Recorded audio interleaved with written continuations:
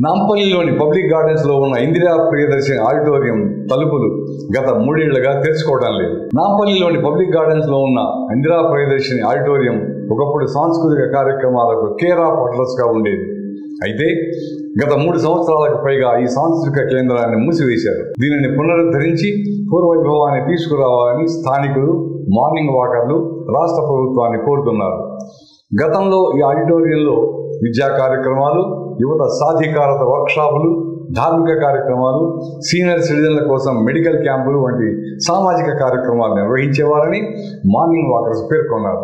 ఇదిలా ఉండగా ఇందిరా ప్రియదర్శిని ఆడిటోరియం వివిధ నేపథ్యాల నుండి వచ్చిన కళాకారులు, ప్రదర్శకులు, కళాభిమానులకు ఒకచోట చేర్చి సాంస్కృతిక వైవిధ్య సమ్మేళనానికి ప్రతీకగా నిలిచింది. అయితే ప్రస్తుతం ఇది పూర్తిగా నిర్లక్ష్యానికి గురైంది. భవనం వెలుపలి భాగం బాగానే ఉన్నట్లు కనిపించినప్పటికీ లోపలి భాగం మరీ శిథిలమైంది. దీనికి సంబంధించి ఇటీవల మార్నింగ్ వాకర్స్ అసోసియేషన్ ప్రభుత్వానికి ప్రాతినిధ్య లేఖను సమర్పించింది. ఆడిటోరియంను పునరుద్ధరించి పునఃప్రారంభించాలని ఆ లేఖలో కోరింది.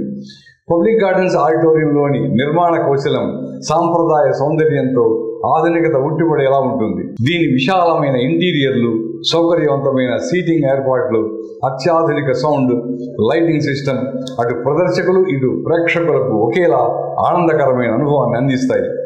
అధునాతిక సాంకేతిక సౌకర్యాలతో కూడిన వేదిక ఇది. కళాకారులు తమ ప్రతిభను ప్రదర్శించడానికి సరైన క్యాన్వాస్గా ఉపయోగపడుతుంది.